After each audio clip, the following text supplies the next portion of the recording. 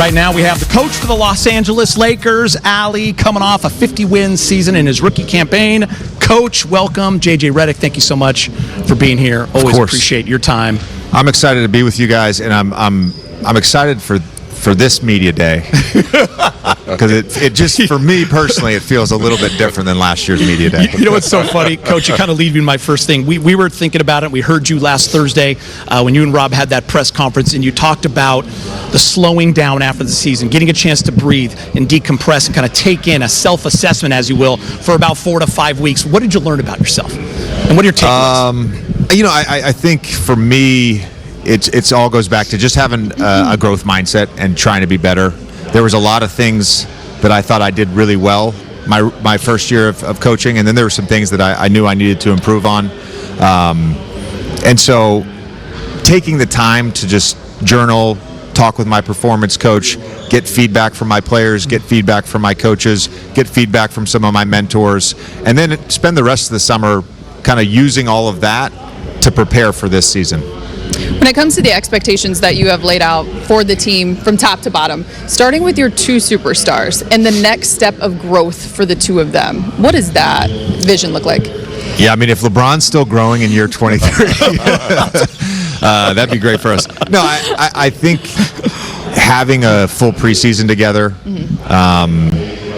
Luka came in at a really weird time for him, both being injured and kind of the shock of the trade. So having time to just integrate those two guys together, having time to integrate AR with them, that's kind of what you're looking for as a coach. Last year, because of the trade, because of Luka's injury, and then because of our schedule in March, I mean, we were just piecemealing things one by one. So, our camp, we have 3 days starting tomorrow. We play a couple games, and then we have another full week. We have for the current NBA, you and I, we used to have 30-day camps with 2-a-days. We don't have that anymore. But for the current NBA, that's a lot of time to be together and sort of lay the foundation of who we want to be.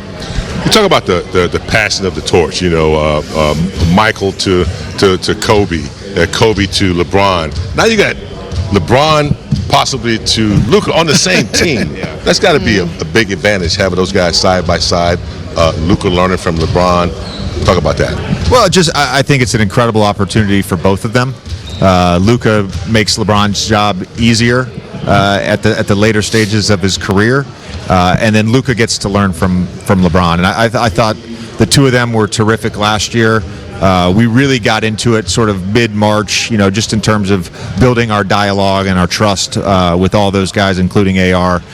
So I think there's going to be, unlike last year, there's going to be a continuation of that partnership.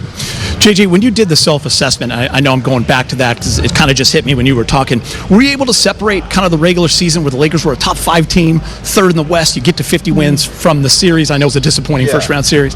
Yeah, it was. And truthfully, I'll share this with you. My biggest regret from the Minnesota series was our preparation leading into the series. And there was a lot of discussion with our coaching staff, and ultimately I had to make the decision about what that week looks like of practice. I said this after game 1, we weren't physically ready to play.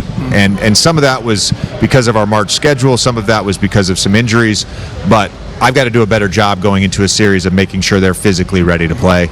And then you sort of dissect every game. What could I have done better this game? What could I have done better that game? Another regret from that series, I fundamentally don't believe in putting 2 on the basketball. That's just, why are you giving the offense an advantage? Like you're creating an advantage. So, our foundation of our defense last year was a team defense based on shifts, based on a low man, based on elite presentation.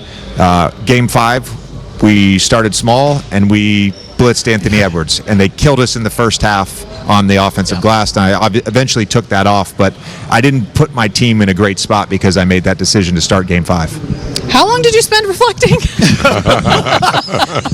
You know this man, right? I think he did say 4 to 6 weeks. I do remember that from Thursday. You also mentioned to me that training camp will be a lot about habits. So what do those habits look like in terms of the style for which you want to play based off the roster that you have right now? Yeah, I think the biggest thing for me is I call it first action. Okay. So we place a heavy emphasis on throwing the basketball ahead. We've got to do a better job of when we throw the ball ahead and we don't create an initial advantage of getting the ball back to our primary ball handler and getting into our first action. You look across the league at like PPP, and the teams that consistently get to their first action quicker, they have a higher rate of offensive success. So it really is, it's about throwing the basketball ahead. Maybe you don't get a throw ahead, but that first action should be happening at 18, 19 seconds on the clock versus 11 or 12 on the clock. Go down memory lane a little bit. I remember when Phil Jackson brought Ron Harper in here to learn the triangle a little bit, but also a veteran that knows the locker room, knows how to speak to younger players and veteran players. Marcus Smart, talk about an advantage he will be on and off the court. Yeah. I told him this when I recruited him to be a Laker, and I've told him this throughout the preseason in our meetings together. His voice is going to be really important for us. He has the respect of the locker room because of everything that he's done in his career and the way that he plays this game and how hard he plays. He also has the respect in the locker room because he's been in deep playoff runs and he's had a chance to play in the NBA Finals. So his experience, his voice, his natural just energy is going to be massive for our team. You hung out with two other psychos, Sean McVay and Tom Brady this summer a little bit, got some time with them. Can you share some of that and just what you learned? Look, I think with Sean, it was a great day, and we have talked throughout the last year and change since I got this job. But I'll be honest, I learned a lot, and there's certain things that I took from watching them practice that I am going to incorporate in how we practice. I know there's different sports. No, we will not be tackling each other. But as far as the habit thing that you brought up, the attention to detail, the execution, I feel like our group can be better than we were last year in the way we practice. And then with Tom, I think just picking his brain on leadership was really, really insightful. I take notes on everything, and I shared some of the stuff with some of my coaching staff. And I think for all of us, we just had our coaches retreat last week in Utah. Seeing Nate McMillan, Bob Byer, and Scotty Brooks on an ATV was a sight to behold. That's awesome. Yeah, it was fun. But one of the things I challenged all of our coaches on is like we all get to lead. That's part of our job as coaches. I've told my team this last year. I'll tell them again this year. Every player gets the opportunity to lead. Leadership is not a one-man thing. And so our staff really has embraced that and will continue to embrace leadership. One final that I want to touch on. I remember you sitting before the press conference a year ago and the emotions to take on this next journey or step of your career around this game. To get the contract extension, which congratulations, what did that just mean to you, even from just like a human level standpoint and your love for this game? Yeah, it's funny. I'm currently on the longest contract I've ever had in my life. I never had. You never had security? Yeah.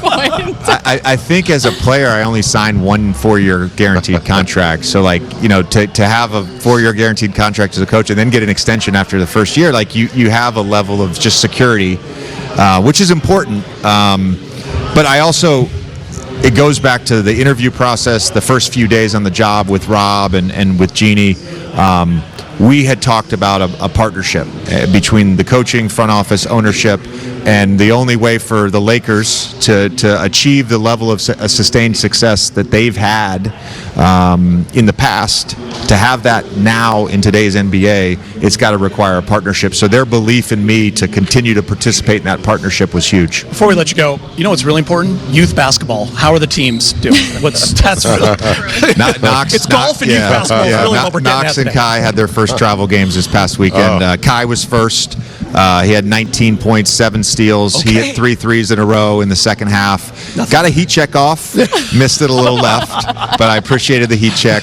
And then Knox was the ultimate floor general, had 15 points, 7 assists, got his team the win. The 7 steals. That's what I've been waiting to ask. The 7 steals stands out. By the way, to me. Me too. Well, And the heat check. We talk a lot about Banshee culture, and I've had some of my coaches watch them play, and I'm proud to say both my boys are Banshees. They're Banshees. Coach, I love it. I love it. Thank you so much, JJ. Yes, guys. We'll be talking during training.